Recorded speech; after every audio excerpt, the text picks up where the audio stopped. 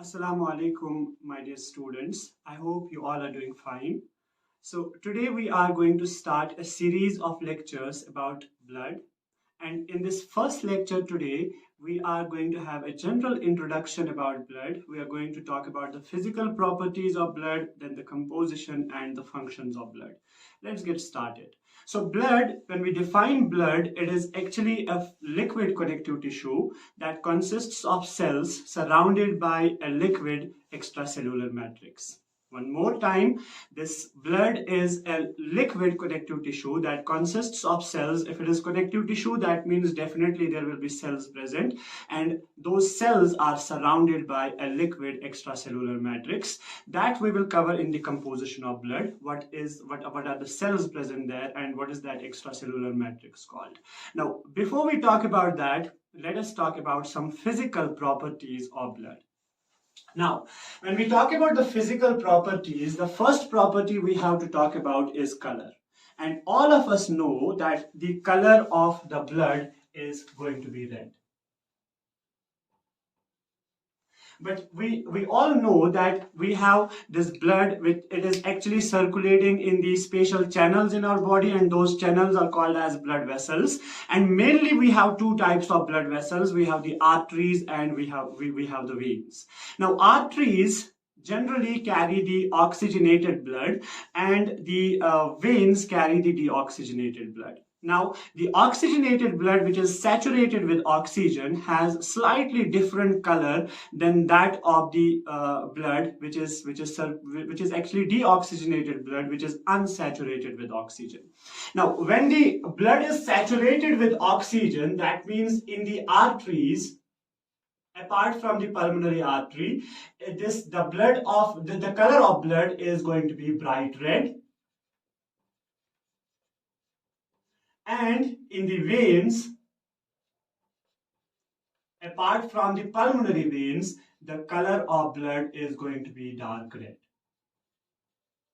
So the first property of blood is the color. Color is red, but slight variation from arterial to, or we can say from oxygenated to deoxygenated blood, is that oxygenated blood is bright red in color and the deoxygenated blood is dark red in color. It is because of that saturation of oxygen. When it is saturated with oxygen, it is bright red. When it is unsaturated with oxygen, it is dark red.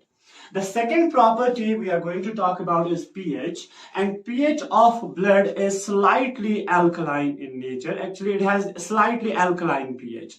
And alkaline pH, we know that alkaline is somewhere more than 7. When the pH is more than 7, it is called as alkaline. And if it is slightly alkaline, the pH of blood is somewhere from 7.35 to 7.45.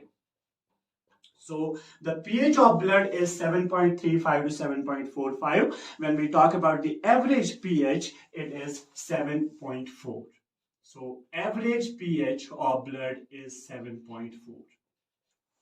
Now, the third property we are going to talk about is volume of blood. How much volume of blood is mainly present there in our body. Now, volume actually, it also varies from females to males. When we talk about an average sized adult male, the volume is actually 5 to 6 liters. And when we talk about average sized adult female, the volume is 4 to 5 liters. This difference in the volume from males to females is actually the difference in the body size from males to females. And when we talk about the neonates, the volume of blood is 450 ml. Now, another property of blood we have to talk about is temperature. The temperature of blood is actually 38 degrees Celsius. That is 100.4 Fahrenheit. It is approximately 1 degree Celsius more than the oral temperature and the rectal temperature.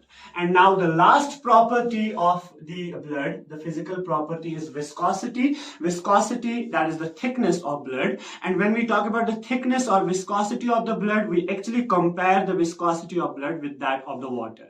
And the viscosity of blood is actually 5 times more than the viscosity of water.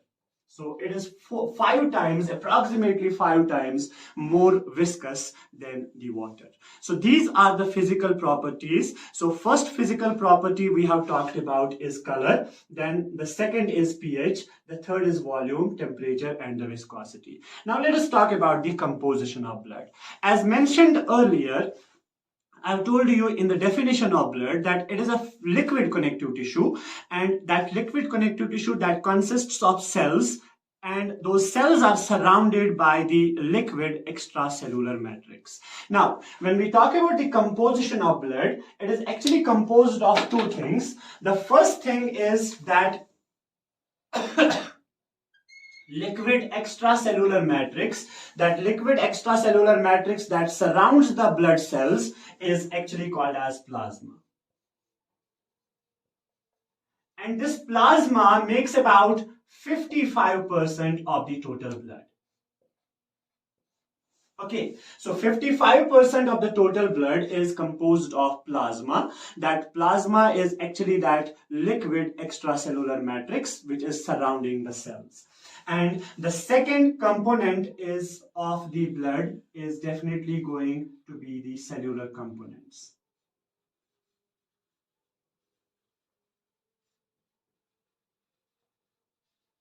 And these cellular components are simply the blood cells. They make about 45% of the total blood.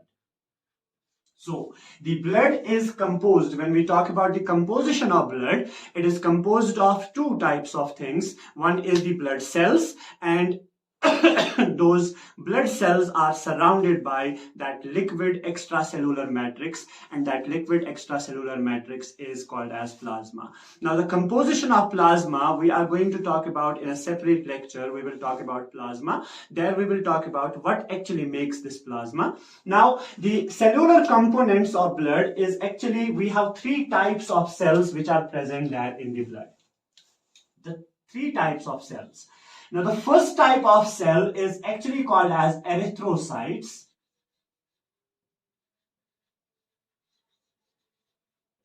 Erythrocytes, which are red blood cells, we also call them as RBCs. The second type of cell which is present there in the blood is called as leukocytes. And these leukocytes are called as white blood cells, WBCs. And the third type of cell which is present there in the blood is called as thrombocytes. And these thrombocytes are also called as platelets. Now we are going to talk about all these cells in detail in separate lectures. We will talk about the RBCs, the WBCs, and the platelets. Now the leukocytes or white blood cells are further categorized. They are of several types actually, and the types of these leukocytes or white blood cells, or we can say they are further divided into two types. One is the granulocytes, and the second type of leukocytes is agranulocytes.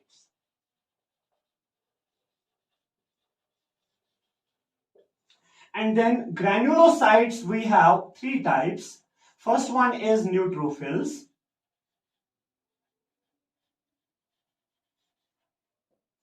The second type is the basophils. And the third type is eosinophils.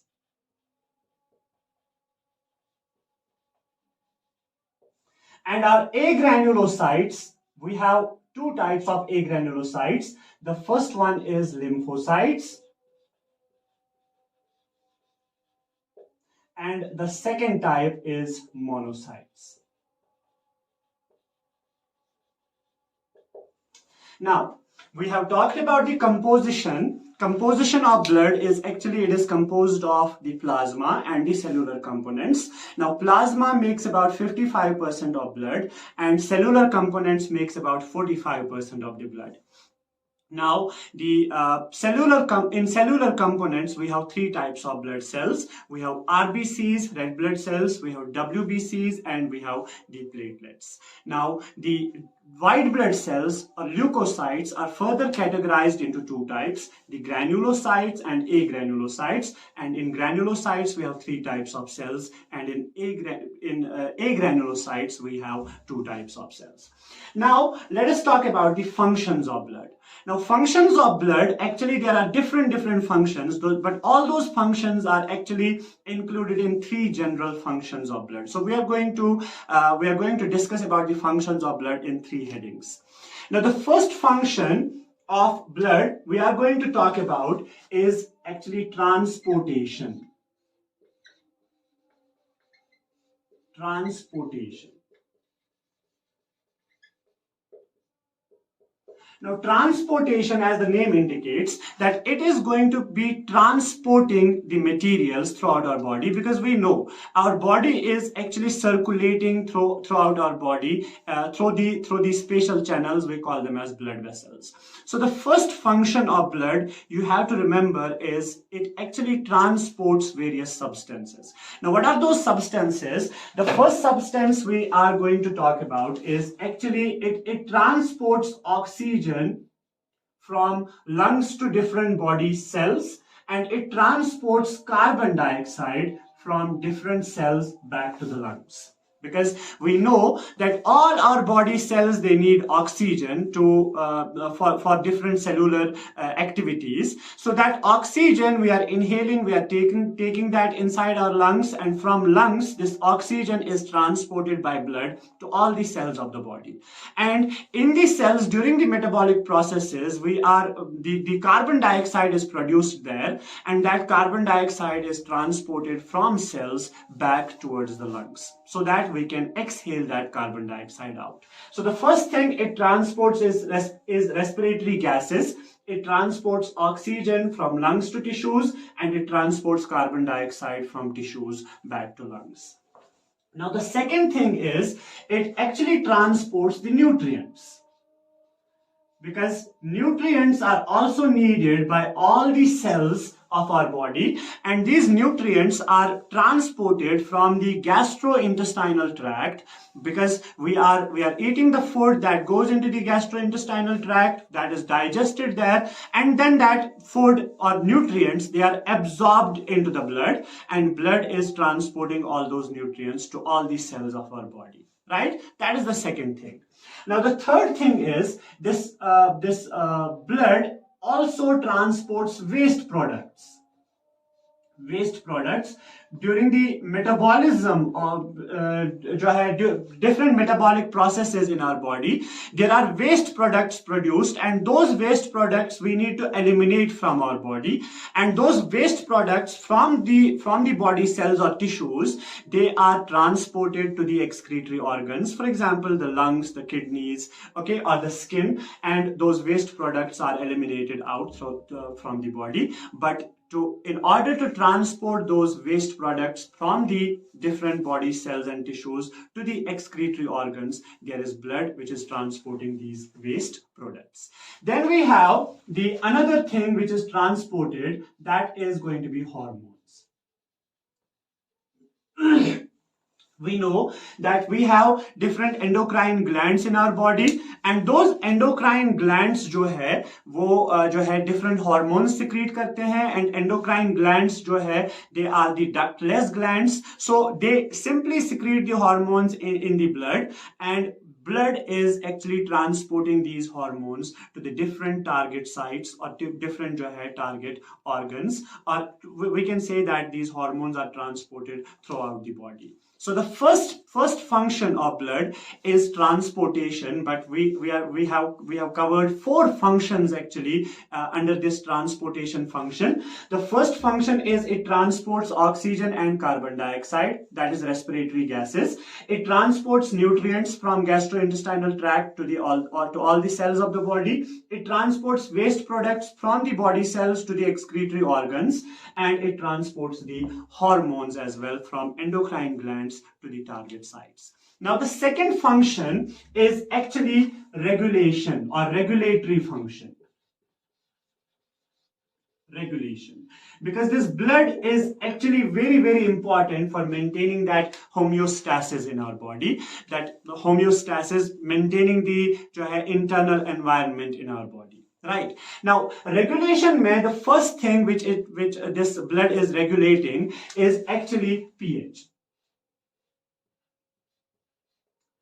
Now this pH is regulated because we have inside our blood we have RBCs. RBCs contain the hemoglobin, and in the plasma we have the plasma proteins. Now both these act as buffers. Buffers are the chemicals which actually convert the strong acids and bases into weak ones, and that actually these buffers, what they do is they actually maintain that acid base balance, and so this acid base balance actually जो है it is maintained by this blood. So blood की जो है function है, एक function है regulation में, that it regulates the pH, or we can say it regulates the acid base balance in our body. Right. Now the second thing is that it regulates temperature.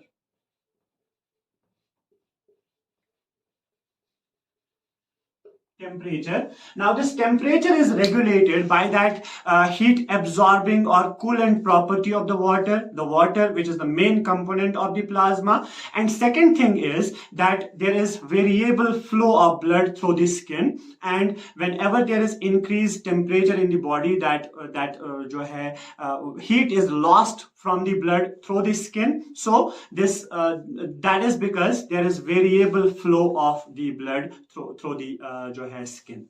So this blood is very important in maintaining the temperature as well. And then it also regulates the other body fluids. For example, we have the interstitial fluid, then we have the fluid or water content of the cells. All that is actually maintained by this blood, and so this blood is also regulating the body fluids. So regulation mein it regulates the pH, it regulates the temperature, and it regulates all the body fluids, most importantly the interstitial fluid and the water content inside the cells. Now the next function of this blood is actually protection. It protects our body. Now the thing is how it actually protects our body. The first thing is, we have seen here that it contains, in the cellular components, it contains these thrombocytes, and these thrombocytes which are also called as platelets, and platelets are very important for the process of coagulation, that is formation of a clot. So protection mein the first thing is there are platelets, and these platelets are actually very important for coagulation. And this coagulation makes sure that there is not blood loss from our body whenever there is a cut or injury in our body, and that because of that injury there can be loss of blood, but there is the mechanism of coagulation there, and that coagulation is possible because of the platelets, and that coagulation, actually that formation of a clot, that makes sure that there is not significant blood loss from our body. So that is, it protects us from the loss of blood. This blood itself protects us from the loss of blood because this blood actually contains these platelets which are very important for the process of coagulation. Then the second protection which this blood is providing us is because of the leukocytes or white blood cells, and these white blood cells these white blood cells, they help us in fighting against the infections. And infection से जो है fight करने के लिए, for example, we have the neutrophils or we have the macrophages, and they are very important in phagocytosis. right? And then in blood, we have another types of proteins. For example, the antibodies, we have the complement proteins, and these antibodies, these complement proteins, they are very, very important in actually they help us in fighting against the infections. So we have seen that blood is the liquid connective tissue that consists of cells which are surrounded by the liquid extracellular matrix.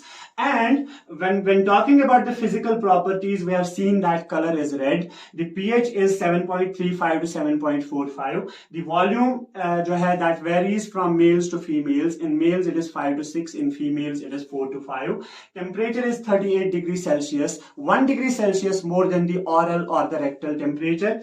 And then it is viscosity is 5 times more than that of the water. And then composition में that extracellular matrix जो है, जो liquid extracellular matrix है, that is called as plasma, which makes about 55% of the total blood.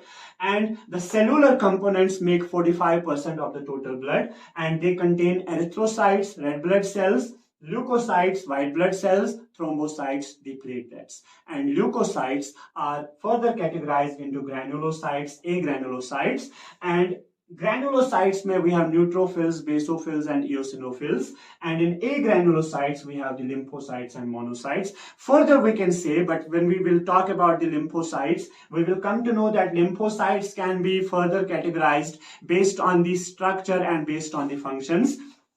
Based on the structure, there are large lymphocytes and small lymphocytes.